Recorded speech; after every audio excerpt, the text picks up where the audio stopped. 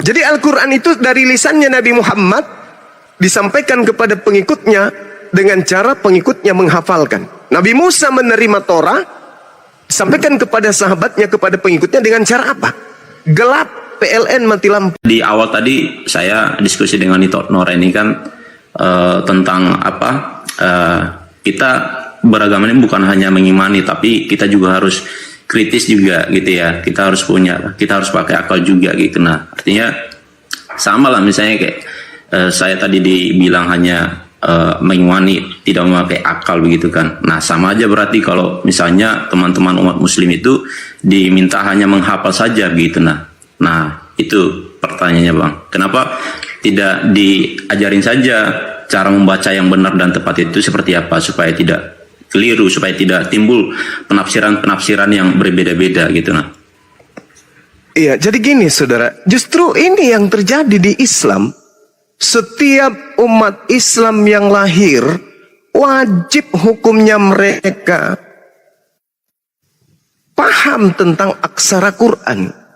Wajib. Bahkan mereka dalam kandungan ibunya sudah mulai bacakan Quran tuh kepada mereka.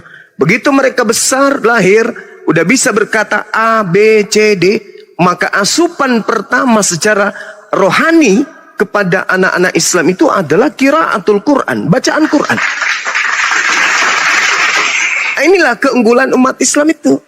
Sedangkan kalau di Kristen, mohon maaf nih, orang yang sekolah STT sampai tingkat level tertinggi pun, di Indonesia khususnya, dihitung jari yang bisa membaca bahasa Yunani kitabnya. Kalaupun ada Bang, kalaupun ada, itu bahasa Indonesia yang diyunanikan.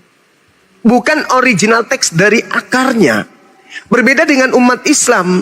Ketika umat Islam kemudian diajarkan Al-Quran, dari kecil mereka kemudian paham dan sudah mendarah daging bacaan itu pada dirinya. Makanya susah untuk dimurtadkan. Kalaupun ada murtad, bacaan Qur'annya tidak akan hilang.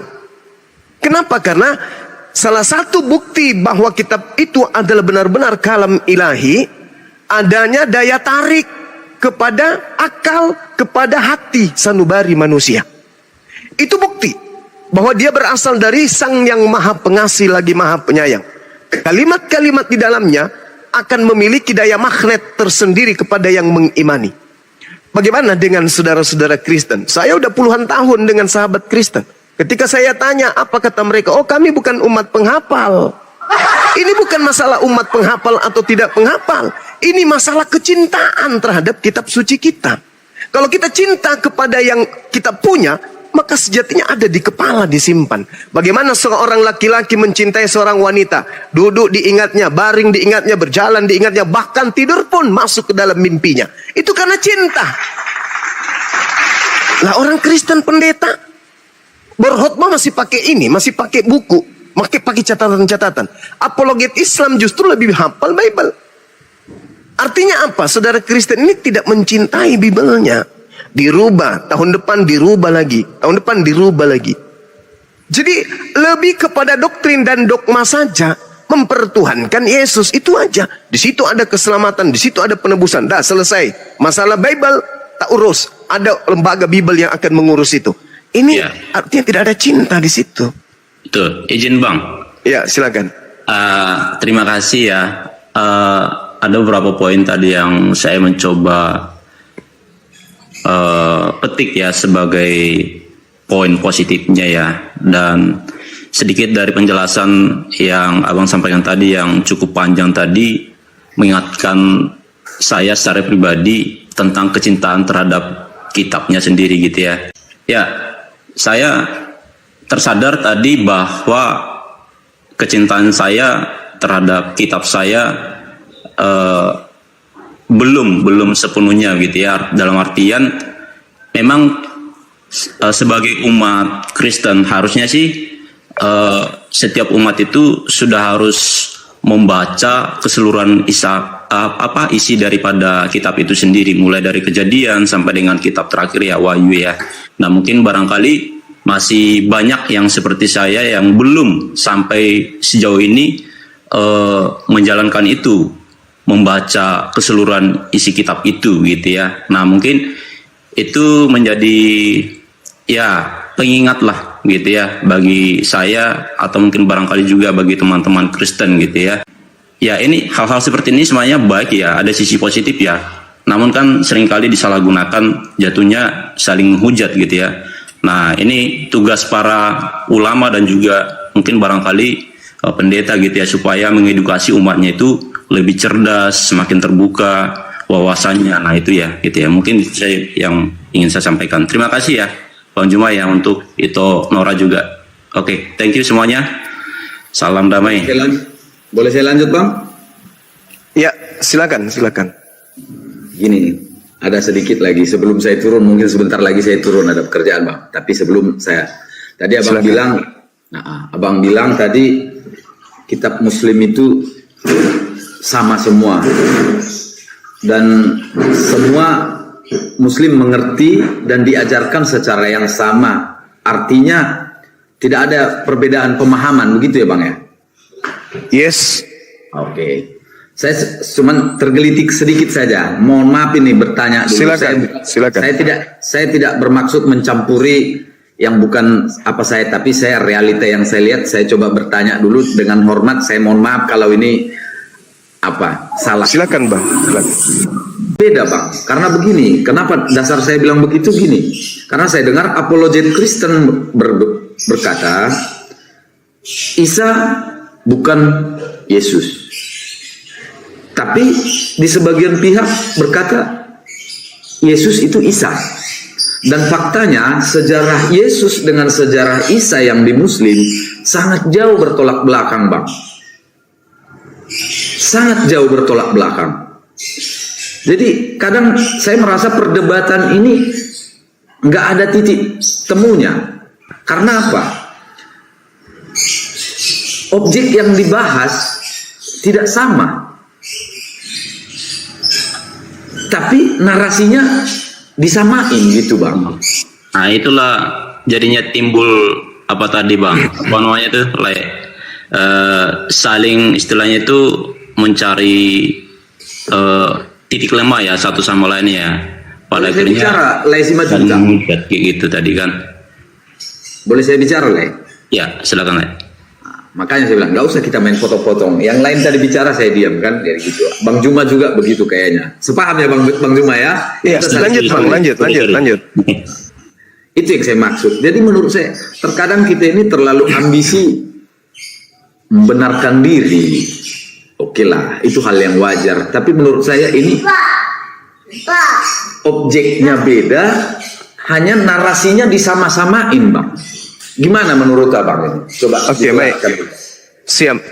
Jadi gini, saudara. Sebenarnya yang berseteru itu Islam dan Yahudi. Kristen ini kan mohon maaf nih, mohon maaf. Ya. Itu ada di tengah-tengah kemudian. Islam datang mengajarkan Nabi kami Isa alaihissalam diutus kepada mereka orang-orang Yahudi. Tapi orang Yahudi menolaknya.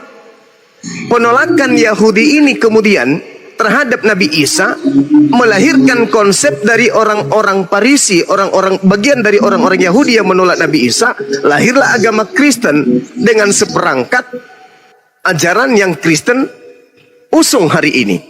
Al-Quran ketika datang mengajarkan ya ukhta Harun makana abukim ra'asa wa makanat ummuki bagian. Wahai Maryam, ayahmu bukan seorang yang buruk perangai dan ibumu bukan seorang perempuan pesina. Fa asyarat ilaihi qalu kaifa nukallimu man kana fil mahdi sabiya. Maka Maryam menunjuk kepada anaknya kemudian lalu berkata kepada anaknya, lalu berkatalah orang-orang Yahudi pada masa itu, bagaimana mungkin kami bisa berbicara kepada anak kecil yang masih dalam ayunan?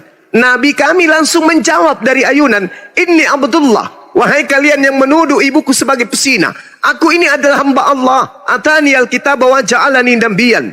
Aku diberi kitab dan Tuhanku menjadikan aku sebagai seorang nabi. Jadi yang berseteru sebenarnya adalah Yahudi dan kami umat Islam terkait nabi ini. Kristen ini muncul panen dari perseteruan tersebut,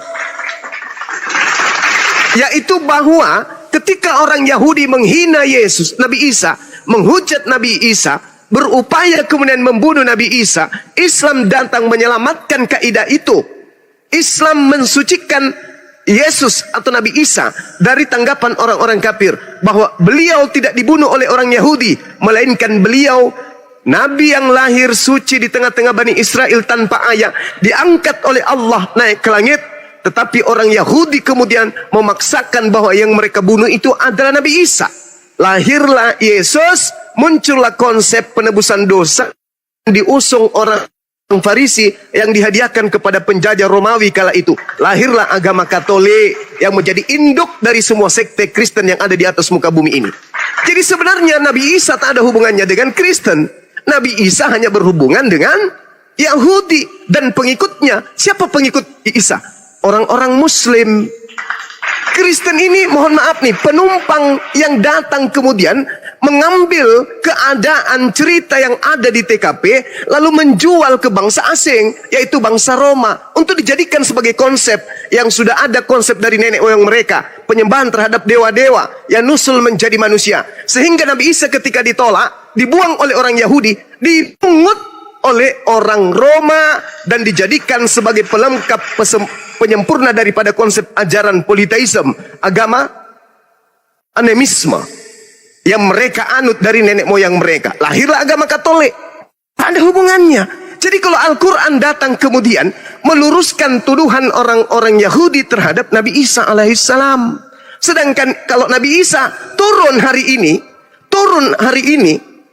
di belakang Nabi Isa ada umat Islam, di belakang Nabi Isa ada Yesus, ada Kristen. Orang Kristen berseru, Yesus. Oknum tersebut tidak akan berbalik. Karena itu bukan namanya. Tapi ketika umat Islam berteriak, Isa, pasti dia balik. Makanya dalam Matius 7:22 nomor 7:22 nomor 23, enyahlah daripadaku, aku tidak mengenal kalian. Kalian semua adalah pembuat kejahatan. Siapa itu? Orang yang memanggil Yesus. Orang yang bernubuat, mengusir setan, bermujizat pakai nama Yesus. Yesus tidak mengenal kalian. Itu tertulis sendiri dalam kitabnya. Al-Quran juga menjelaskan. Wa idza husyiran nasu kanu lahum a'da wa kanu bi ibadatihim kafirun. Itu tidak kemudian salah dalam Al-Quran. Sama dengan Bible. Coba Anda telah lagi diri saudara-saudara. Perintah siapa Anda menyembah Yesus? Perintah siapa Anda ibadah minggu? Perintah siapa Anda makan bar? Perintah siapa Anda mengibadahi Yesus? Perintah siapa Anda ke gereja? Perintah siapa merasulkan Paulus? Perintah siapa mengkitabkan Roma, Galatia, Filipi? Perintah siapa? Tidak ada satupun berasal dari Yesus. Karena kenapa? Sejatinya Kristen ini hanya digunakan oleh orang-orang Farisi untuk melanjutkan ajaran mereka yang kemudian disambut baik oleh kekuasaan Romawi pada masa itu. Maka resmilah pada abad keempat, agama Katolik menjadi agama resmi kekaisaran Romawi. Tak ada hubungannya dengan Yesus yang adalah yang kami sebut Nabi Isa alaihissalam. Begitu saudara. Jadi ketika Anda berkata, kenapa berbeda antara Adam Islam dengan Adam Kristen? Berbeda antara Nabi Isa dengan Yesus? Karena sebenarnya Yesus datang bukan untuk Kristen. Adam alaihissalam tidak mengajarkan konsep yang ada di Kristen. Kristen hanya memanfaatkan situasi ketika kemudian ada kisru antara Isa, Yesus, Yesua dengan Bani Israel. Kisru itu kemudian iblis jadikan sebagai alasan untuk menyesatkan umat manusia. Ingat bang, saya tadi naik ke sini membahas tentang dosa. Dari mana konsep dosa waris? Itulah yang pertama kali dijual oleh orang Farisi kepada pelaku-pelaku dosa, yaitu bangsa Romawi, penjajah Yerusalem kala itu. Mereka kenapa tetap makan babi? Kenapa mereka dilarang bersunat? Karena Paulus, orang Farisi ini tahu persis bahwa kesenangan orang Roma, penjajah penguasa kala itu adalah pesta babi, makan babi. Kesenangan orang Roma dan Yunani tidak mungkin mau diperintahkan potong nonotnya. Kalian yang mau masuk Kristen, potong nonot, baris, potong, plak, plak, plak. Nggak mungkin. Maka Paulus mengatakan apa? Apabila engkau menyunatkan dirimu, Yesus Kristus tidak berguna bagimu. Alasannya supaya diterima ajarannya. Kalau Anda tidak percaya, silakan setelah ini Anda buka Kisah Para Rasul 21 nomor 15 sampai nomor 26, bagaimana Paulus setelah dia keluar meninggalkan Yerusalem, mengajarkan orang-orang tentang Kristen, begitu kembali ke Yerusalem, Paulus taubat dari mengajarkan agama Kristen. Paulus keluar mengajarkan Kristen, kembali ke Yerusalem tanah suci, dia bertobat dari ajaran Kristen. Baca Kisah Para Rasul 21 nomor 15 sampai 26. Setelah saudara baca, ada materi baru, silakan cari saya, kita diskusi lagi. Jadi sekali lagi saya katakan, sebenarnya yang berseteru dalam hal ini adalah Islam dan Yahudi. Apa perseteruannya? Wahai Yahudi, wahai Bani Israel, kenapa masa itu kamu tolak Nabi kami yang datang kepada kalian, yang diutus spesial untuk kalian? Ya Bani Israel, inni rasulullahi ilaikum. Nabi Isa kami berkata kepada kalian, wahai Bani Israel, sesungguhnya aku ini adalah utusan Allah kepadamu. Berkesesuaian dengan hasil penyelidikan seorang yang menulis buku Matius. Matius 15 nomor 24. Aku Yesus diutus hanya kepada domba yang hilang dari umat Israel. Wa isqala Isa bin Maryam, ya Bani Israel, inni rasulullahi ilaikum. Kristen ini hanya korban dari kejahilan dan kejahatan orang-orang Farisi angkatan pertama. Kalian hanya korban. Demikian, silakan.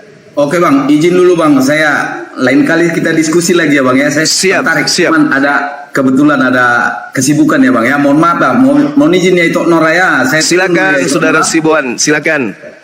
Sehat selalu bang. Izin bang, apa? Tadi abang tadi sudah menjelaskan begitu ya.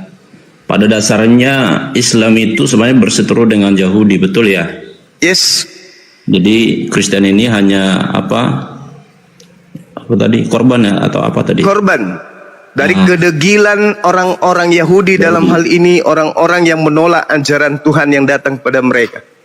Terus memang saya secara pribadi melihat betul-betul konsep keimanan orang Kristen dan Islam itu betul-betul sangat jauh berbeda memang. Jadi kalau kita bicara tentang doktrin dan lain sebagainya loh gitu ya.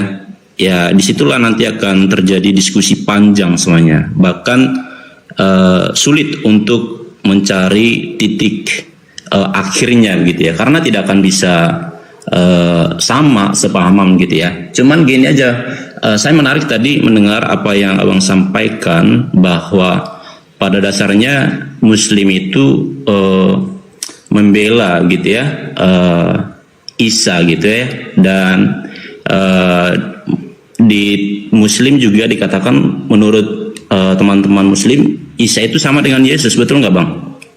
Ya. Nah, cuman saya mendengar beberapa dari beberapa katakanlah misalnya apologet, karena kebetulan saya baru 3 hari yang terakhir ini aja mengikuti yang seperti ini, komal-komal seperti ini bang. Makanya pas hari pertama saya ketemu komal seperti ini, komal si ini juga si siapa si itu ini gitu. Nah waktu itu saya pernah naik, saya karena belum tahu apa-apa, sok-sokan lah istilahnya gitu ya,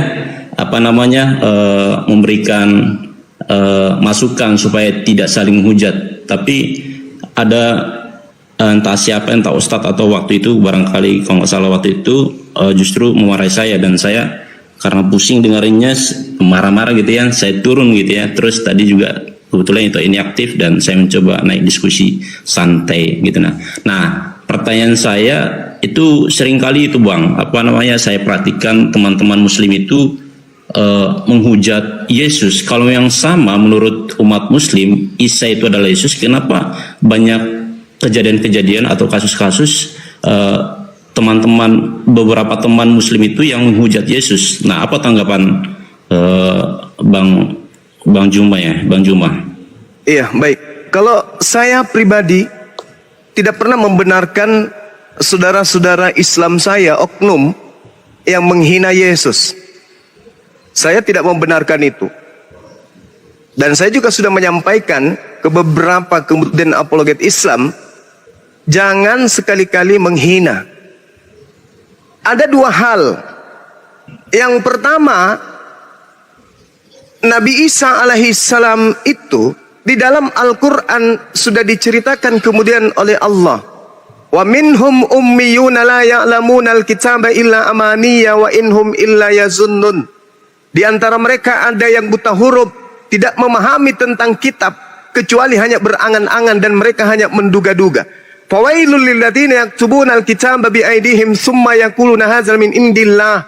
Celaka orang-orang yang menulis kitab dengan tangan mereka sendiri, kemudian berkata ini dari Allah dengan maksud untuk menjualnya dengan harga murah. Artinya, ketika Al-Quran menarasikan lebih lanjut di dalam Al-Quran bahwasanya orang-orang yang di mana Nabi Isa diutus mengganti perintah dengan perintah yang lain. Fabaddala alladziina zalamu qawlan ghairal ladzi qila lahum fa anzalna 'alal ladziina zalamu rijzam minas sama'i bima kanu yafsukun. Lalu orang-orang saling mengganti perintah dengan perintah lain yang tidak diperintahkan kepada mereka. Kemudian artinya memang ketika Nabi Isa alaihissalam datang di tengah-tengah Bani Israel, ada orang jahil, ada orang zalim, ada orang fasik yang merubah pengajaran Nabi Isa alaihissalam, sehingga muncullah konsep yang kami hari ini sebut sebagai konsep Kristen. Makanya Al-Quran mengatakan, laqad kafaral ladzina qalu, kafirlah orang yang berkata bahwa Allah itu adalah salah satu dari tiga. Siapa ini? Kristen. Berarti siapa yang dimaksud di sana? Nabi Isa alaihissalam. Berarti yang dimaksud di sini adalah Yesus. Jangan menghina Yesus. Tidak boleh. Karena di situ ada keterkaitan daripada apa yang diterangkan oleh Al-Quran terkait dengan Nabi Isa alaihissalam. Nah, yang kedua, kalau orang Kristen mengatakan ditampar, diseret, diludahin, ditonjok, ditelanjangin, digantung, dibunuh, dikuburkan, itu bukan Nabi Isa lagi. Yang keluar pada hari ketiga dari kubur, yang berkata, kepadaku telah diberi kuasa baik di surga maupun di langit. Pergilah jadikanlah seluruh bangsa menjadi muridku. Itu bukan Nabi Isa lagi. Itu bukan Yesus. Ya. Yang berkata akulah Alfa dan Omega. Itu bukan Nabi Isa lagi. Itu bukan Yesus. Jadi ada dua. Nabi Isa yang adalah Nabi Isa yang adalah Yesus, yang dikatakan dalam Ibrani 3 nomor 1, Yesus adalah Rasul dan Imam besar. Itu adalah Nabi Isa alaihissalam. Yesus berkata utusan Allah, utusan Tuhan, itu adalah Nabi Isa alaihissalam. Tapi ketika bercerita tentang yang ditampar, disalib, dibunuh, itu bukan Nabi Isa, itu bukan Yesus. Tapi orang yang menggantikan Yesus, orang yang menggantikan Nabi Isa alaihissalam. Apalagi yang datang kepada Paulus, akulah Yesus yang kau aniaya. Itu bukan Yesus dan itu bukan Nabi Isa alaihissalam. Jadi ada dua hal. Ya, izin Bang. Seperti itu Bang, silakan. Oke. Ya, saya sudah menarik sih titik poinnya gitu ya, yang Abang jelaskan tadi. Bahwa ya balik lagi memang ke imannya gitu ya, bahwa apa yang dikatakan pemahaman beberapa saya sebagai orang imam, orang awam misalnya orang Kristen gitu ya, ya saya juga jujur termasuk salah satu yang mengatakan bahwa Yesus yang ada di Alkitab dengan Isa yang ada di umat Muslim itu jelas berbeda. Ini pendapat saya pribadi Bang ya. Iya. Dan teman-teman Muslim misalnya mengatakan bahwa Nabi Isa di dalam Islam dengan Yesus yang ada di Kristen sama, tetapi ada satu yang menjadi penyebab sehingga yang teman-teman Muslim misalnya tidak terima dengan istilahnya itu konsep gitu ya, ketuhanan yang ada di dalam Yesus yang tidak bisa diterima oleh teman-teman Muslim. Teman-teman Muslim kan menyatakan bahwa Yesus itu adalah utusan, betul ya? Iya, betul. Nah disitulah semuanya. Jadi balik lagi ke yang saya bilang tadi, memang inilah tugas para ulama, tugas para pendeta, pastor supaya mengedukasi umatnya lebih benar, supaya tahu kebenaran yang sesungguhnya gitu. Nah, jadi itu yang mau saya sampaikan gitu Bang. Terima kasih untuk sharing-sharingnya ya. Terima kasih. Iya, baik. Jadi Al-Quran saya mengatakan fakhtalafal ahzab min bainihim. Fawailul lil ladzina kafaru min masyhadi yaumid azim. Maka berselisihlah golongan-golongan yang ada di antara mereka. Siapa itu? Yahudi dan Nasrani. Maka celakalah orang-orang kafir pada waktu menyaksikan hari yang agung. Asmi' bihim wa absir. Yauma ya'tunana lakinidz zalimun al-yauma fi dalalim mubin. Alangkah tajam pendengaran mereka dan alangkah terang penglihatan mereka. Mereka pada hari mereka datang kepada kami. Tetapi orang-orang zalim pada hari ini di dunia berada dalam kesesatan yang nyata. Yang ingin saya katakan kepada saudara sekali lagi, yang berseteru sebenarnya adalah orang Yahudi dan juga orang Islam. Dulu zaman Nabi Isa diutus di tengah-tengah mereka, yang berseteru adalah Yahudi dan Nasrani. Siapa Nasrani ini? Orang yang kepada mereka diutus Nabi Isa alaihi salam. Kemudian perseteruan Yahudi dan Nasrani inilah yang dimanfaatkan kemudian oleh orang-orang golongan tertentu, menciptakan satu konsep Nabi yang datang lahir tanpa ayah itu adalah inkarnasi Tuhan.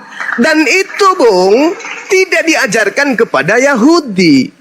Makanya sampai hari ini sudah 2000 tahun tidak ada pintu untuk Kristen bagi Yahudi. Tidak ada pintu Yahudi bagi Kristen. Tidak ada selamat datang wahai Kristen, mari kita ibadah sama-sama. Selamat datang wahai Kristen, mari kita merayakan hari raya keagamaan kita sama. Enggak ada itu. Padahal konon ceritanya Kristen bersumber dari sana.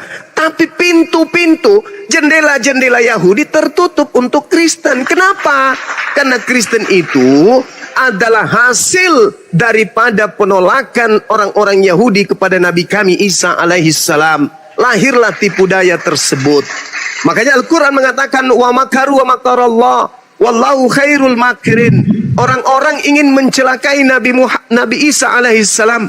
Orang-orang bersekongkol untuk merusak tatanan risalah kenabiannya. Orang-orang Yahudi ingin membunuh beliau.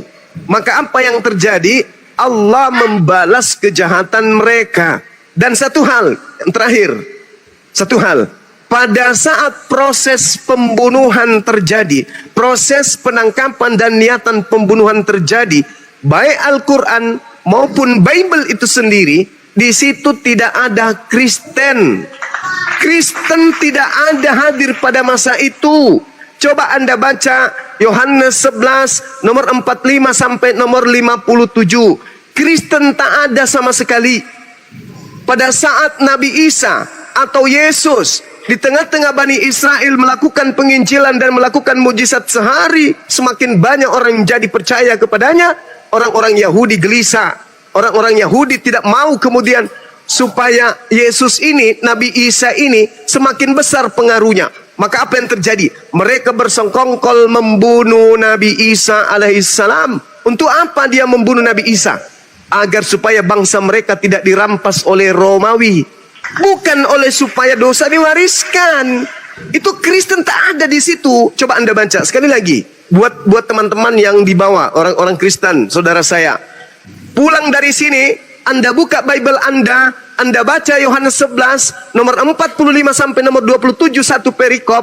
Apa yang melatar belakangi orang Yahudi ingin membunuh Yesus? Di situ cakupannya 100% karena faktor ekonomi dan faktor politik. Bukan karena faktor agama, bukan karena faktor dosa waris, bukan karena jurus keselamatan, bukan. Tetapi semata-mata ingin dibunuh oleh karena faktor ekonomi dan politik. Orang-orang Yahudi kalau membiarkan Yesus terus-menerus berkuasa, maka orang Roma dan Yunani akan datang merampas tempat suci mereka dan merampas bangsa mereka. Karena itulah kemudian mereka sepakat untuk membunuh Yesus. Nah, tragedi berlanjut. Mereka berkongko-kongko. Matius 26 nomor 4, nomor 59, Markus 14 nomor 1 dan seterusnya. Mereka sepakat membunuh Yesus. Yohanes 11 nomor 53 disebabkan karena mereka dengki. Matius 27 nomor 18. Lalu kemudian karena kesepakatan ini Yesus harus mati. Sementara Yesus tidak punya kesalahan. Apa yang mereka lakukan? tipu muslihat mereka susun, kesaksian palsu mereka rencanakan supaya mencelakai Yesus. Nah, itu yang terjadi. Tidak ada dosa waris, tidak ada.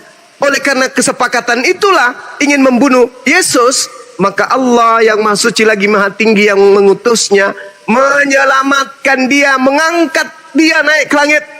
Maka Allah membalas kejahatan mereka. Yang mereka bunuh adalah orang lain. Orang lain inilah yang dijadikan kemudian oleh Kristen sebagai Tuhan.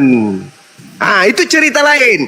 Cerita tentang Kristenan adalah cerita di luar pagar Yahudi. Itu cerita yang dibangun sendiri Kristen. Yahudi punya cerita, dia harus membunuh nabi ini karena dia tidak mau bangsanya dirampas Romawi. Kristen punya cerita, nabi ini harus mati demi dosa-dosa Kristen. Berbeda. Itu sangat berbeda antara langit dan bumi. Silakan. Oke, izin Bang. Silakan. Ya, bicara tentang Kristen tadi Abang tadi ada sedikit mengutip dari Alkitab bahwa tidak ada Kristen di sana. Menurut saya Kristen itu kan agama. Saya memahami Tuhan itu tidak ada agama ya, maksudnya tidak beragama.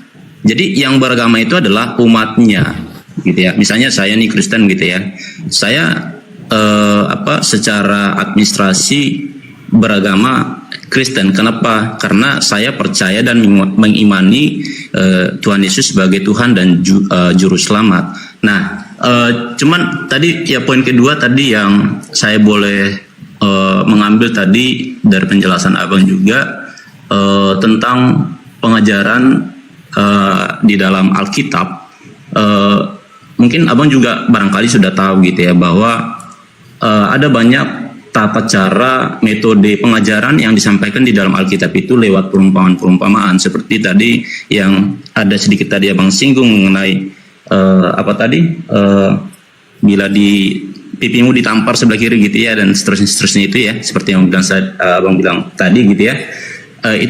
Itu adalah bagian dari perumpamaan cara metode pengajaran yang ada di dalam Alkitab gitu ya. Nah, saya melihat ada banyak orang yang mencoba menyalahgunakan gitu ya. Maksudnya mencoba mempintir sehingga penafsirannya menjadi salah. Nah, yang mau saya sampaikan adalah ya balik lagi sih kayak kita gitu ya. Kalau memang kita percaya bahwa kita punya Tuhan, ya udah imani dan lakukan apa yang menjadi misi Tuhan di dalam hidupmu itu. Nah, sebagai orang percaya kepada Tuhannya sendiri, ya udah imani apa yang Tuhanmu sampaikan, lakukan hal-hal yang baik itu, jauhi yang menjadi larangan-larangannya itu, gitu kan. Nah itu sih. Cuman Bang tadi sepertinya Abang juga sudah ngerti banyak ya tentang Alkitab gitu ya, banyak mengulas tadi gitu ya. Ini orang kedua yang berbeda ya gitu ya. Saya melihat apologet dulu, saya belajar mengikuti satu seminar apologet Kristen juga. Nah seperti yang saya sampaikan tadi, apologet itu juga membuka banyak hal, bahkan ditunjukkan bukti-bukti empirik tentang konsep ketuhanan orang Kristen dan juga perbedaan prinsip daripada keimanan antara iman Kristen dan juga iman Islam. Nah, hari ini saya boleh menyimak sedikit dari yang apa yang Abang sampaikan tadi gitu ya. Ya intinya sih memang jelas berbeda sih gitu ya. Gitu. Terima kasih. Izin bertanya Bang, boleh? Ya silakan. Ya, terima kasih atas kesempatan bertanyanya. Jadi Bang Suma bilang tadi bahwa tidak ada Kristen kan di zaman Tuhan Yesus. Benar nggak tadi ngomong gitu? Yes, betul. Iya benar. Bang Suma sebagai apologet yang terkenal paling tahu ya artinya Kristen apa? Ya tahu. Apa Bang? Tahu. Pengikut Kristus. Tepuk tangan yang di bawah. Iya, berarti mereka Bang walaupun sudah apologet berarti nggak bisa dipungkiri bahwa ada kesalahan-kesalahan sedikit ya Bang. Jadi gini Bang, pengikut Kristus kan, abang katakan tadi pengikut Iya, Yesus. iya. Jadi pada waktu Tuhan Yesus ada bersama-sama dengan murid-muridnya atau pengikut-pengikut Tuhan Yesus itu, ya itulah Kristen, Bang. Ini Oke. sekedar memberikan pemahaman kepada Bang Suma ya. Oke, Jadi makasih. mereka yang mengikut Tuhan Yesus pada awalnya itulah Kristen pada mula-mula. Oke, Itulah baik. yang disebut Kristen mula-mula. Nah, siapa mereka itu? Mereka itu adalah murid-murid Tuhan Yesus. Mungkin di Al-Quran juga ada. Oke. Para nabi, para rasul. Nah, itulah Kristen mula-mula. Jadi ada, Bang, bukan tidak ada ya. Makanya dibilang jemaat mula-mula sih. Iya. Oke. iya. Tapi bukan Saya- berarti tidak ada Kristen pada waktu itu gitu. Ya. Boleh Saya saya. hanya sekedar menambahkan supaya tidak ada kesalahan-kesalahan dikit. Oke, baik. Saya boleh tanggapi. Jadi gini, saudara. Sekali lagi saya tekankan, ini supaya yang di bawah juga dengarkan. Kristen itu artinya pengikut Kristus. Kristus belum tentu Yesus. Yesus sudah pasti Kristus. Itu dulu. Jadi Kristen ini memang pengikut Kristus. Tapi Kristus yang mana? Kita jelaskan. Kita jelaskan. Yesus berkata kepada murid-muridnya yang asli, yaitu Bani Israel. Ingat saudara, pengikut Yesus tidak ada makan babi. Pengikut Yesus tidak ada ibadah minggu. Pengikut Yesus tidak ada yang mempertuhankan, mengibadahi, menghambakan diri kepada Yesus. Pengikut Yesus itu kemudian tidak ada yang tidak bersunat. Camkan itu dulu. Itu dicamkan dulu. Ketika kemudian Yesus berkata, waspadalah supaya jangan ada orang yang menyesatkan kamu. Huruf KAMU, kamu itu tertuju kepada Bani Israel pengikutnya, bukan kepada Kristen. Yesus pihak pertama, murid-muridnya Bani Israel pihak kedua. Kristen pihak mana? Kristen itu pihak ketiga. Nanti kita ceritakan Kristen. Yesus berpesan kepada pihak kedua, waspadalah supaya jangan ada orang yang menyesatkan kamu, sebab banyak orang akan datang dengan memakai nama Yesus dan berkata, akulah Mesias, akulah Kristus. Saya ulang, waspadalah supaya jangan ada orang yang menyesatkan kamu, sebab banyak orang yang akan datang dengan memakai namaku dan berkata, akulah Kristus. Dan mereka akan menyesatkan banyak orang. Jadi Yesus berbicara kepada orang Yahudi, wahai orang Yahudi pengikutku, waspadalah, sebab akan banyak penyesat datang dengan memakai nama Yesus dan berkata, akulah Kristus. Kita lihat Kejadian 11 nomor 26. Di Antioquia, Paulus setahun lamanya di sana, murid-murid Paulus disebut Kristen. Jadi Kristen ini adalah pengikut Paulus. Pengikut Yesus, dengarkan, pengikut Yesus dikatakan dalam Yohanes 10 nomor 27, aku mengenal pengikutku. Pengikutku mendengarkan suaraku dan mengikuti aku. Kalau aku ke sinagoge, mereka ke sinagoge. Kristen pergi ke gereja. Kalau aku ibadah Sabat hari Sabtu, Kristen ibadah Minggu. Kalau aku tidak membatalkan Taurat, Kristen membatalkan Taurat. Kalau aku menyembah esensi yang tak terlihat dan tak terdengar manusia, Kristen menyembah makhluk yang terlihat dan bahkan yang dibunuh manusia. Itu bukan pengikut Yesus. Yesus mengatakan, aku mengenal pengikutku. Pengikutku mendengarkan suaraku dan mengikuti aku. Berarti pengikut Yesus mengikuti Yesus. Ketika Yesus angkat tangan yang kanan, pengikutnya angkat tangan yang kanan. Ketika Yesus sujud, muridnya sujud, pengikutnya sujud. Ketika Yesus salto ke belakang, pengikutnya juga salto ke belakang. Itu pasti tuh. Nah itu. Kemudian satu hal, Kristen pengikut Kristus. Ingat, penyesat datang menurut Yesus mengaku Kristus. Yang datang mengaku Kristus ada ke Paulus. Siapakah engkau Tuhan? Akulah Yesus Kristus. Satu. Yang kedua. Ketika Paulus berkata, aku menerima Injil bukan dari manusia. Berarti sudah bukan Yesus nih. Ini sudah bukan Yesus ini. Karena Yesus itu manusia. Kata Yesus, barang siapa yang mengakui aku di depan manusia, maka anak manusia yang adalah aku akan mengakuinya di depan malaikat-malaikat Tuhan. Yohanes 1 nomor 51. Yesus sendiri yang berkata, langit terbuka dan malaikat turun kepada anak manusia, yaitu aku. Yesus mengaku sebagai anak manusia. Paulus mengaku menerima Injil bukan dari manusia. Galatia 1 nomor 11 dan juga nomor 1 dan juga nomor 12. Aku menerima Injil bukan dari manusia. Bukan manusia mengajarkan Injil kepadaku, melainkan Kristus Yesus. Pelan-pelan, dengarkan yang terakhir. Pelan-pelan, Paulus berkata menerima Injil bukan dari manusia, tetapi dari Yesus. Dengan kata lain, Paulus tidak mengakui bahwa Yesus datang sebagai manusia. Baca 2 Yohanes 1 nomor 7. Siapakah penyesat itu? Dalam bahasa Yunani planos, penipu, pembohong, penyesat. Siapakah penyesat itu? Bukankah dia yang pergi ke seluruh dunia, yang tidak mengakui Yesus datang sebagai manusia? Paulus, sini Paulus, saya mau tanya, Yesus datang kepadamu, ya manusia atau bukan? Bukan. Siapakah penyesat itu? Bukankah dia yang pergi ke seluruh dunia, yang tidak mengaku Yesus datang sebagai manusia? Paulus mengaku Yesus datang kepadanya sebagai bukan manusia. Siapakah penyesat itu? Dia yang pergi ke seluruh dunia, yang tidak mengaku Yesus datang sebagai manusia. Makanya pengikut Paulus ketika umat Islam menyajikan, kenapa Yesus lahir? Kenapa Yesus makan? Kenapa Yesus takut? Kenapa Yesus sembunyi? Kenapa Yesus kemudian bla bla bla bla? Apa kata Kristen, pengikut Paulus? Ya itu kan sisi kemanusiaannya. Mana sisi ketuhanannya? Ketika dia datang berkata, kepadaku telah diberi kuasa baik di langit.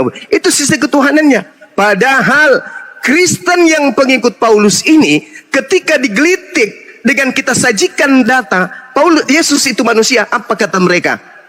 Itu 100% manusia, 100% Tuhan. Kenapa? Karena Kristen menggabungkan antara Yesus yang asli dengan Yesus yang palsu. Yesus palsu mana? Matius 24, nomor 4, nomor 5, nomor 23, sampai nomor 27, sampai nomor 30 malah. Apa kata Yesus? Sebab Yesus palsu dan nabi-nabi palsu akan datang dan akan melakukan mujizat yang banyak, sekiranya mungkin menyesatkan orang-orang pilihan dan orang yang banyak. Matius 24 nomor 24. Yesus sendiri mengatakan akan ada Yesus palsu. Lukas 21 nomor 8. Waspadalah kepada penyesat yang datang kepadamu dengan memakai nama Yesus dan berkata, akulah dia. Waktunya sudah dekat, jangan kau percaya.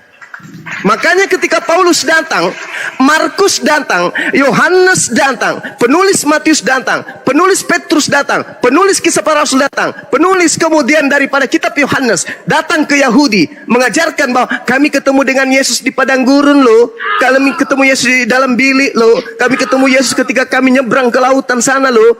Orang Yahudi percaya? Tidak. Karena mereka sudah menerima pesan dari Sang Yesus yang betul. Jangan kau percaya ketika ada orang berkata ada Yesus di padang gurun, ada Yesus dalam bilik. Jangan kau percaya. Sebab aku Yesus datang kedua kalinya nanti di akhir zaman, seperti kilat yang menyambar dari timur dan sampai ke barat. Demikianlah tata cara kedatanganku yang kedua. Jadi kalau ada yang berkata aku bertemu Yesus di padang gurun, aku bertemu Yesus dalam bilik, jangan kau percaya. Yang datang kepada mereka itu adalah Mesias palsu. Nah, Kristen adalah pengikut Kristus. Kristus yang mana? Kristus yang palsu. Demikian. Iya, makasih Bang. Ya, sama-sama. Sekedar menambahkan ya memanglah kalau dilihat-lihat dari hampir semua sih apologet gitu sih, agaknya mereka kurang fair dengan Paulus. Karena kita tahu sendiri bahwa memang Paulus ini itu sebenarnya adalah orang yang kejam, orang yang mencari pengikut-pengikut Tuhan Yesus pada waktu itu. Tapi karena dia diubahkan oleh Tuhan dan bertobat, makanya sebaliknya. Kalau Paulus tidak bertobat, habis orang Kristen di dunia ini. Tapi karena dia bertobat, makanya banyak orang Muslim yang nggak suka sama Paulus ini. Ya, itu ya mungkin ya sekilas ya. Baru dikatakan kenapa Paulus tidak mengatakan bahwa dia tidak mendengar sendiri dari manusia, melainkan dari Allah sendiri. Iya, dia memang mengatakan demikian karena ya jelas karena Yesus adalah firman Allah itu sendiri. Jadi Allah itu sendiri. bukan manusia biasa. Artinya Yesus itu firman Allah sendiri. Boleh dilihat dalam Yohanes 1 ayat 1. Jadi benar-benar Yesus itu adalah firman Allah itu sendiri. Jadi benar-benar dari Allah sendiri. Makanya dia bilang bukan dari manusia saja. Dia mendengarkan bukan dari manusia tapi dari firman Allah. Itu ya perlu digarisbawahi bahwa Yesus itu adalah Tuhan itu juga yang firman Allah itu sendiri. Oke, Itu boleh dilihat dalam Yohanes 1 ayat 1 itu mungkin bisa Iya, ditambahkan jadi berikan pemahaman. Baik, saudaraku saya Kenapa hargai. kami tidak mengikuti baptisan ya sunat? Karena sunat itu sudah diganti dengan baptisan bagi orang Kristen sekarang. Ya, Karena saya melihat sih semua kebanyakan dari perjanjian lama ya. Kalau kami itu perjanjian lama itu telah disempurnakan dengan kematian Tuhan Yesus. Wah, Makanya kami wow. sekarang mengikuti perjanjian lama dan perjanjian baru. baik. Sunat dengan kuasa Allah Bapa, Allah Anak dan Allah Roh Kudus. Itulah sunat kami. Dan kalaupun Ya. kita mengikuti tradisi sunat dari Yahudi sana ya, mereka sunat itu aturannya itu 8 hari, bukan semau orang yang mengikuti sunat. Gitu. Jadi saya juga mau bertanya, ini aturan dari siapa ya orang Muslim itu menyunatkan diri? Padahal aturan sebenarnya menyunatkan diri itu di Roy, gantian panjang. Oke Bang, saya menghargai penjelasan saudara ya. Sebagai seorang Kristen, dengan penjelasan saudara ini semakin menguatkan bahwasanya memang saudara ini pengikut Kristus saudaraku ini, tapi Kristus yang bukan Yesus. Coba aja kemudian Anda menarasikan barusan itu, apa yang Anda narasikan? Narasi-narasi yang dibangun dari ajaran di luar ajaran Yesus yang asli. Saya masuk kepada penjelasan saudara. Saudara saya ini mengatakan Paulus itu tadinya orang berdosa, berusaha membunuh. Seandainya tidak bertobat maka habis orang Kristen. Alamak. Kristen itu ajaran Paulus setelah bertaubat. Tidak ada Kristen sebelumnya, nggak ada. Kristen tak ada. Pengikut Yesus itu pemelihara Sabat, tidak makan babi, tidak makan anjing, tidak ibadah minggu, tidak mengibadahi Yesus. Mereka itu wudhu ketika ingin masuk ke bait suci, ke Mikdas. Mereka itu mandi tahir, mereka mandi junub setelah mereka bersetubuh. Tidak seperti saudara Kristen. Dan tidak boleh kemudian orang Roma, orang Yunani masuk ke bait suci tempat Yesus beribadah. Haram hukumnya. Tak boleh. Bahkan masuk ke kota Yerusalem aja haram hukumnya. Kristen itu masuk ke sana. Mana dalilnya? Yesaya 52 nomor 1. Tak boleh orang Kristen masuk ke kota Yerusalem, kota Kudus. Tak boleh. Mana dalilnya? Orang Kristen tak boleh masuk ke rumah ibadahnya, tempatnya Yesus mengajar. Di dalam Yehezkiel 44 nomor 6, nomor 7, nomor 8, nomor 9. Haram hukumnya orang Kristen, Roma, Yunani masuk ke tempat suci. Tak boleh. Jadi bagaimana mungkin pengikut Yesus ada dari Kristen? Maksudnya Yesus menjelaskan di dalam bait suci, Kristennya 2 kilometer dari tempat suci duduk gitu mendengarkan. Nggak mungkin. Nggak mungkin. Jadi tak ada Kristen di situ Bang, nggak ada Kristen. Nah, kembali kepada tema. Paulus bertaubat lalu menjadi seorang rasul. Saya bacakan apa yang dikatakan Paulus, nubuatan Yesus tentang Paulus. Arahkan pandangan Anda ke Matius 12. Data 38 sampai data 45. Saya baca pelan-pelan. Pada waktu itu berkatalah beberapa ahli Taurat dan orang Farisi kepada Yesus, "Guru, kami ingin melihat suatu tanda daripadamu."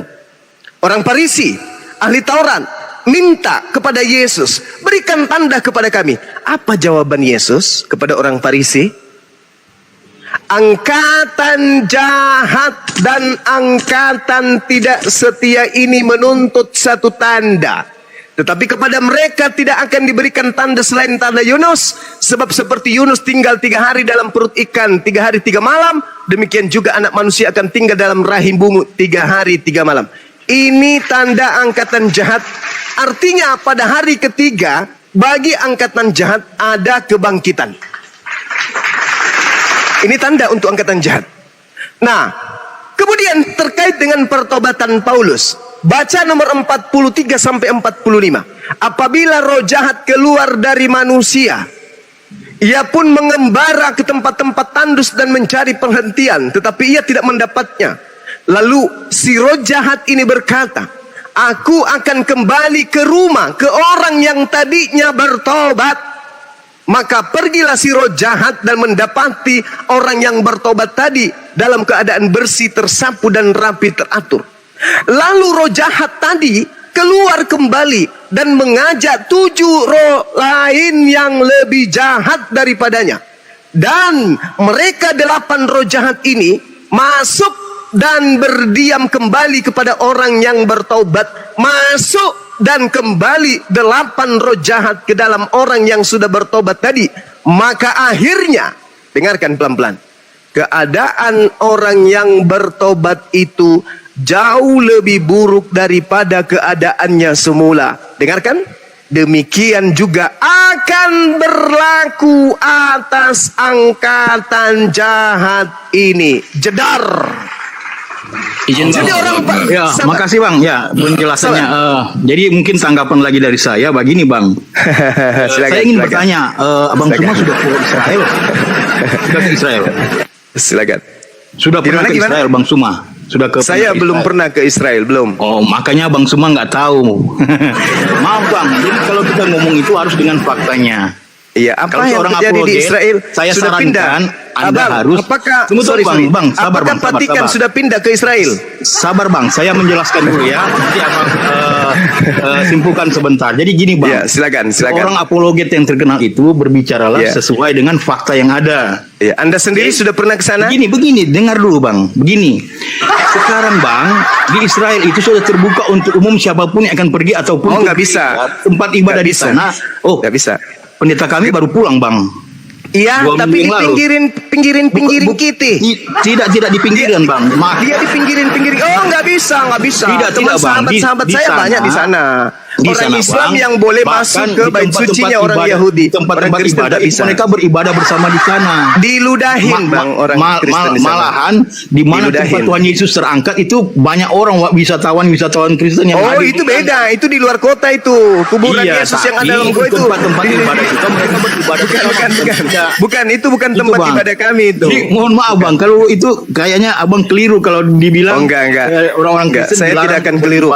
Karena teman saya kami biasa video call, kami live kan sampai berjam-jam di sana. Nggak ada itu Bang. Kristen tidak boleh masuk ke situ, nggak boleh. Ada Bang. Itu tempat umum. Iya itu, ada. Esra Soru juga kemarin posting. Di mana tempat orang beribadah itu mereka tidak melarang untuk orang-orang untuk beribadah. Esra Soru juga baru-baru ke sana.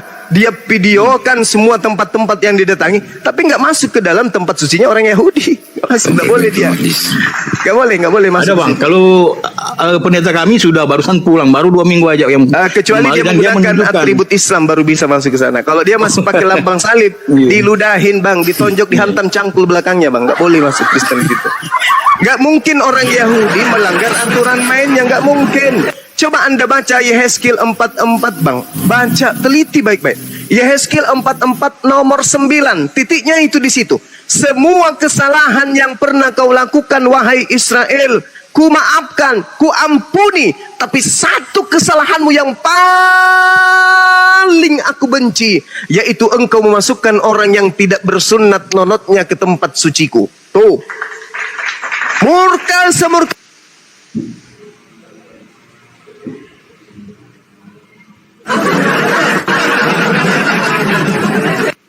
Kok di mute? Bukan di mute. Bang Sumanya kemana? Enggak, Bang Suma kena tombak. Hilang. Kenapa Mbak? Masya Allah. Aduh.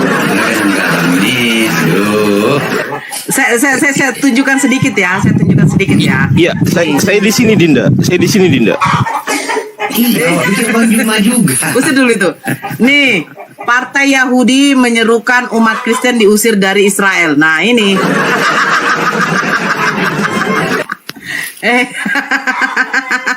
Enggak betul kata Kiduma, Kak. Ya, tapi nggak ada. Cuman diusir dulu, ribut kali pun. Ayam siapa? Aduh, nggak ada Bang Suma. Ayam di depan. Ini coba Bang jangan. Partai Yahudi menyerukan umat Kristen diusir dari Israel, ini cemana ini? Iya, apa isinya? Ya itulah disuruhkan. Nah inilah. Oh, Iya, nih. Menyerukan bukan berarti sudah menjadi aturan. Dengar. Menyerukan bukan berarti sudah menjadi aturan Diam mereka. dulu, makanya, iya diam dulu. Loh. Nih dengar. Dengar ya, saya ulang lagi ya. Kamu ngerti bahasa Inggris? Para pemimpin Katolik memperingatkan potensi penganiayaan. Diam dulu. Majelis Ordinaris Katolik Tanah Suci menerbitkan sebuah pernyataan pada hari Senin mengungkapkan kekhawatiran para pemimpin pemerintah Israel yang akan datang terlalu cepat. Umat Kristen harus diusir ini. Di mana dikatakan itu diusir? Di kota sucinya. Alah. Di mana di situ dikatakan diusir? Saya bacakan ya, saya bacakan. Sebentar, Bang Zuma. Lanjut ya, kemana? lanjut. Saya juga mau ibadah dulu sebentar. Silakan. Assalamualaikum Oke. Ya, waalaikumsalam warahmatullahi wabarakatuh. Islam kalau nggak nipu nggak makan lah kali. Udah mulai ini. Nora, kemarin kau dapat ini donasi, kenapa nggak kau jumpa itu folder? Udah dipanggil lu loh, takut. Udah selesai ya. Udah selesai. Buat lain lapor. Ini kenapa namanya kok M4 dengan mat? Kenapa ini itu? itu loh. Nih, katanya saya pemberani. kasih Bang moderator ya, Bang apa? Katanya kali kita berani kok pengecut. Jadi pengecut kalian berdua cuma sama Nora. Polda sama Kak Nora. Kenapa jadi pengecut? Enggak, ini kenapa sih? Kenapa kok Anda kok ngomong terus gitu loh? Bisa diskusi nggak gitu loh? Kalau mau diskusi. Kalau mau daftar pembantu, kalau mau daftar pembantu di sini saya majikanmu. Nah, kau diem. Nah, nurut kan sama pembantu. Nah, nurut diem dulu. Nah, gitu. Nurut sama majikan ya. Diem. Nah, pinter. Diem dulu. Apa begitu? Diem dulu loh. Saya majikanmu, kau saya suruh diem. Saudara Mamat, jangan kemudian mengganggu diskusi. Kita lagi diskusi baik loh ini. Enak loh tadi. Kalau mau hujat-hujatan jangan di sini. Begini aja Gurunda, izin saya lempar ke neraka supaya dia bertemu dengan Hellboy. Hellboy kan tangannya gede sebelah. Minta tolong Mamat, kau minta tolong sama Hellboy, suruh pukul kepalamu sampai pecah tuh sama tangan kanannya Hellboy. Lanjut. Jadi sedikit lagi sebelum saya ibadah ya teman-teman. Lalu iblis itu keluar dan mengajak ketujuh roh iblis yang lebih jahat daripadanya, dan mereka berdelapan iblis berdiam di situ. Maka orang yang tadinya bertobat, akhirnya keadaan orang itu lebih buruk daripada keadaannya semula. Demikian juga akan berlaku bagi orang Farisi, angkatan jahat ini. Goyang. Pasti goyang. Keren. Pasti goyang.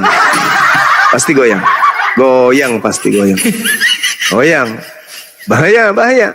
Karena ini dalil Yesus yang menubuatkan, bukan saya mengada-ngada. Yesusnya yang berkata, angkatan jahat akan diberikan tanda Yunus bangkit pada hari ketiga. Nah, kemudian yang jahat ini siapa? Orang Farisi.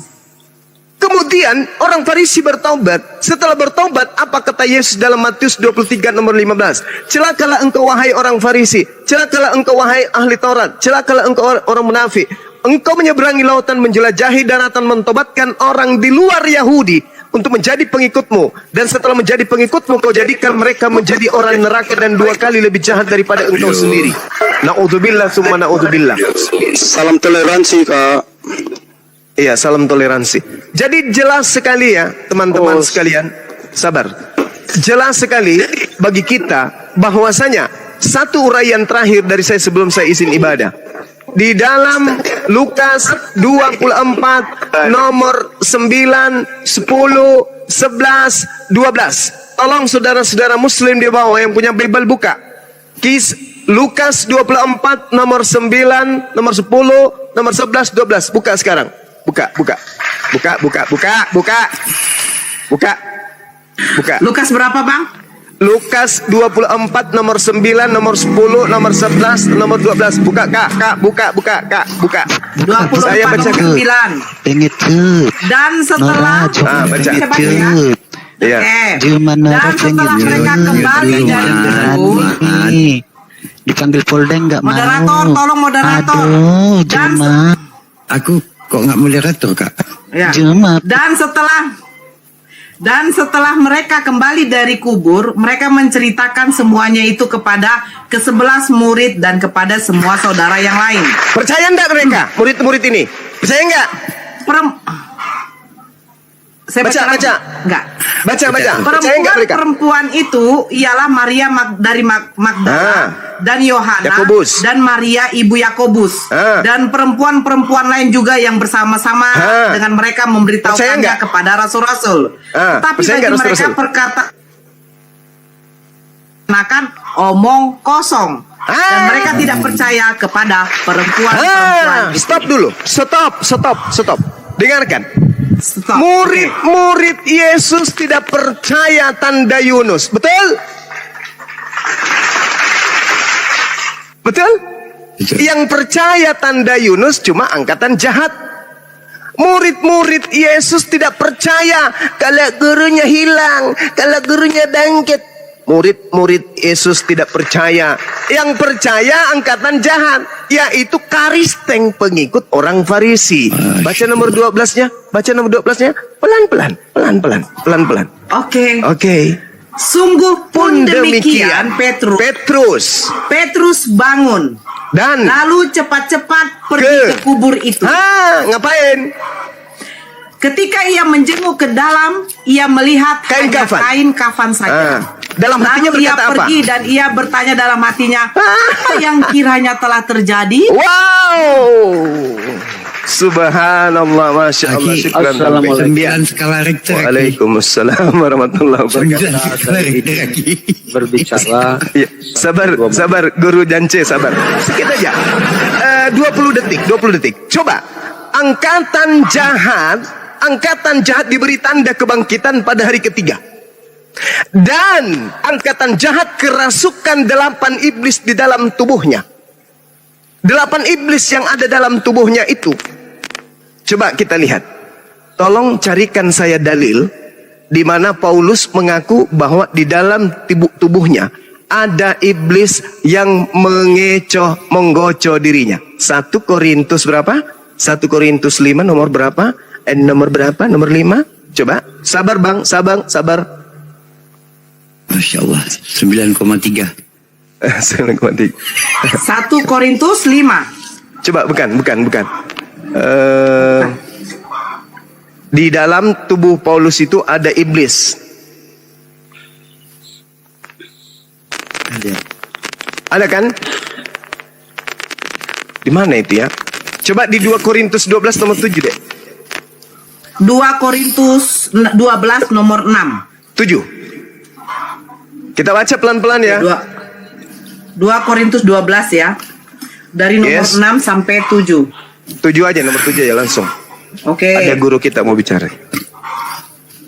Dan supaya aku jangan meninggikan diri karena pernyataan-pernyataan yang luar biasa itu, maka aku diberi suatu duri di dalam dagingku, yaitu seorang utusan iblis.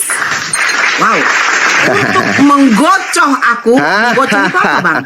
Tadi supaya aku jangan meninggikan diri. Tadi di dalam Matius 12, angkatan jahat di dalam tubuhnya 8 iblis, betul? Dan percaya kepada kebangkitan hari ketiga, betul? Dan Paulus mengaku dalam dirinya ada iblis, Betul sekali.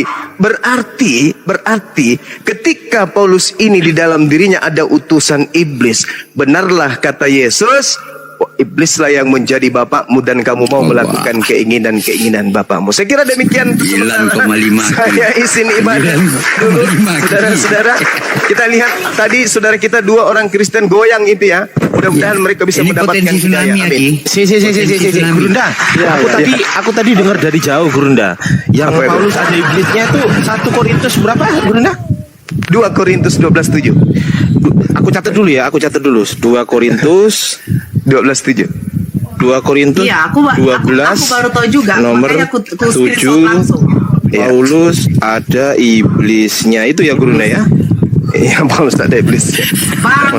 Terus yang tadi Gurunda yang angkatan mereka nggak percaya angkatan tanda Yunus tuh murid-muridnya Lukas 24 nomor 9 sampai nomor 12. bukan yang ini, yang di Korintus yang murid-murid Yesus nggak percaya tanda angkat aja.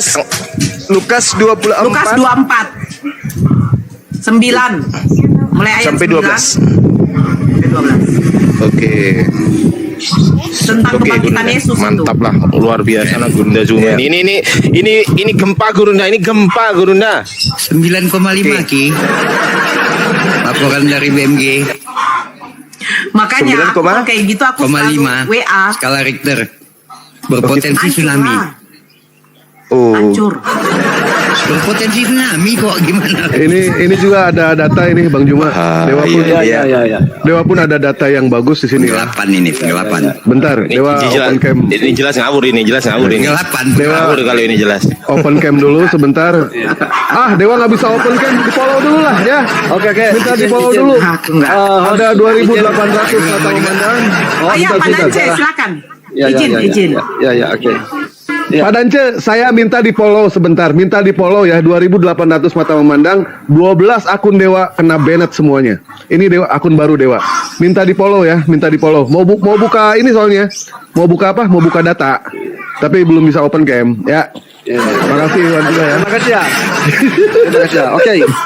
Ya, sedikit saya menyampaikan sesuatu ya. Yohanes 14 ayat 6. Kata Yesus kepadanya, "Akulah jalan dan kebenaran dan hidup. Tidak seorang pun yang datang kepada Bapa kalau tidak melalui aku." Jadi apa yang dilalui oleh Yesus itu saya perhatiin ya, dilakukan oleh orang-orang Muslim. Saya akan tunjukkan datanya. Artinya di sini ya, saya sebagai mualaf, saya merasa bangga. Saya menjadi seorang Muslim, telah menjadi pengikut Yesus sejati. Ya, Lukas pasal 2 ayat 21. Yesus disunat. Ya, itu dilakukan oleh orang-orang Muslim, jarang dilakukan oleh orang Kristen. Ya, Matius pasal 4 ayat 2. Yesus berpuasa 40 hari. Orang-orang Muslim juga berpuasa 30 hari. Nah, inilah suatu kebanggaan bahwa orang-orang Muslim itu Allahu Akbar. Sejati. Allahu Akbar. Ya. Yohanes pasal 13. Mantap jiwa raga otot. Mantap jiwa saya. Yesus mengajarkan basuh kaki. Ya. Apakah ini dilakukan oleh orang-orang Muslim? Iya. Dilakukan. Orang Muslim. Waktu saya pendeta, saya jarang mengajarkan ini. Artinya mengucap syukur juga ini host ini telah menjadi Muslim. Dia telah menjalani apa yang dikehendaki oleh Bapa-Nya Yesus. Lalu yang keempat ya, Matius pasal 26 ayat 39. Mantap Bang Dewa. Yesus, ia berdoa dengan cara yang Alkitabiah, dia maju lalu sujud. Dalam kitab Nehemia juga disebutkan muka menyentuh tanah. Agama apa yang melakukan ini? Hanya satu-satunya Islam. Allahu Akbar. Lalu selanjutnya Yohanes 17 ayat 3. Ya, mengenal hidup kekal itu, mengakui Allah satu-satunya dan Yesus yang engkau utus. Ada dua hal di situ, pengakuan Allah satu-satunya dan ada yang diutus. Itu juga dilakukan oleh orang-orang yang mau mencari jalan Allah yang benar. Mereka syahadat. Ya. Dan mantap Bang Dewa. Bang Dewa ternyata banyak hafal ayat juga ya. Mantap Bang Dewa. Dalam Bible, ya, Yesus mengalahkan maut dan dia disebutkan dalam keadaan posisi mati, dia dikafani, dibungkus dengan kain putih. Ya, apakah itu dilakukan oleh orang-orang Muslim? Ya benar, waktu saya pendeta jemaat saya meninggal dunia, saya beli jas, saya beli sepatu, saya beli sesuatu yang mahal. Ternyata itu tidak tertulis dalam Bible. Iya.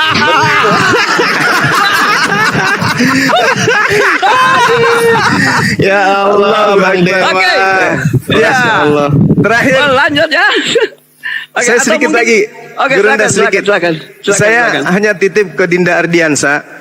1 Timotius 1 nomor 20 terkait dengan yang tadi itu di dalam 2 Korintus 12 nomor 7. 1 Timotius 1 nomor 20, di antara Hymenius dan Alexander yang telah kuserahkan kepada iblis.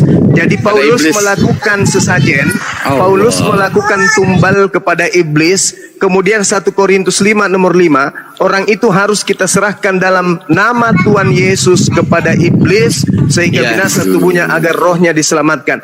Bahkan Paulus juga menerangkan tentang dirinya dalam 2 Timotius 4 nomor 6, mengenai diriku, darahku sudah mulai dicurahkan sebagai persembahan. Pertanyaan saya, darah Paulus dipersembahkan kepada siapa? Tuh materi, mudah-mudahan bisa dicatat kemudian untuk didalami kembali bahwasanya angkatan jahat dan pengikutnya itu ada di tengah-tengah kita. Mereka harus kita selamatkan dengan cara kita ajari mereka, kita bimbing mereka dengan baik melalui Al-Quranul Karim dan juga pendalaman materi terhadap Bible itu sendiri. Saya izin ibadah sejenak.